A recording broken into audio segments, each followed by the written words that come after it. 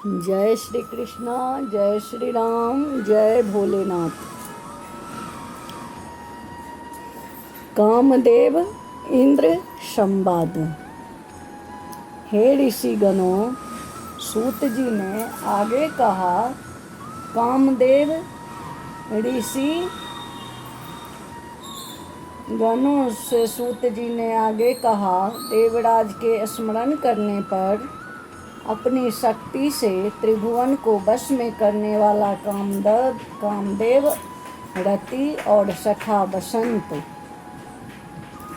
के साथ इंद्र के समक्ष आ उपस्थित हुआ। देवराज को प्रणाम किया और बोला, हे महेंद्र, ऐसा कौन सा कार्य है जिसके लिए आपने मुझे याद किया? आप मुझे शीघ्र आज्ञा दे। आपकी प्रसन्नता के लिए मैं क्या करूं?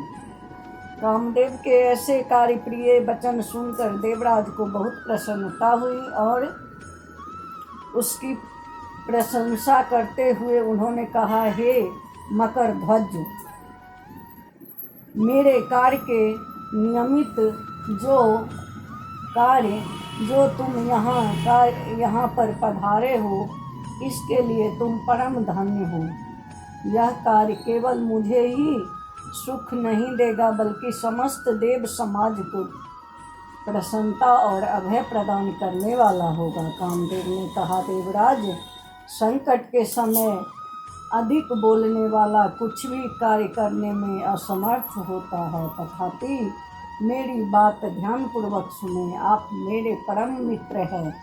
यदि कोई आपका पद प्राप्त करने के लिए तप कर रहा है, तो मैं आपके उस शत्रु का निश्चित रूप से पतन कर सकता हूँ, फिर वह चाहे देवर्षि या दानव क्यों न हो। मानव की तो विसाथी क्या है।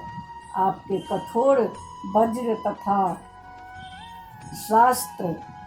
अस्त्र अलग ही रख रहेंगे।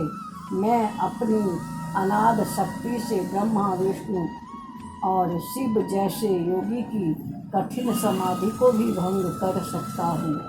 मेरे कोमल पुष्पों के 5 बाण 3 स्थान पर झुकी, कुसुम, धनुहि, मधुकरो, गुजार, रूपनी, प्रत्येजा और सुंदर रमणी मेरा बल है। चंद्र तो मेरे मित्र हैं। ये है रसराज श्रृंगार मेरा सेनापति तथा हाव भाव की नाना चेष्टाएं मेरी सेना है। देवेंद्र, ये सभी मृदु स्वभाव वाले तथा मैं भी मृदु स्वभाव वाला हूँ। बुद्धिमान को सोचना कि जो जिस कार्य को कर सकता हो उसे तत्काल उसी कार्य में लगा दें। इसीलिए मेरे करने योग्य कार्य आप मुझसे कहें।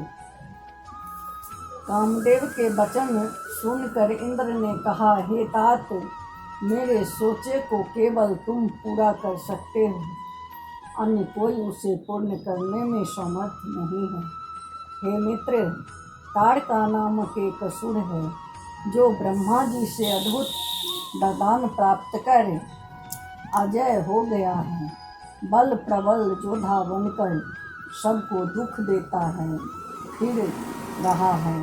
सब ऋषि मुनि और देवगण उसके उत्पातों से दुखी हो गए हैं।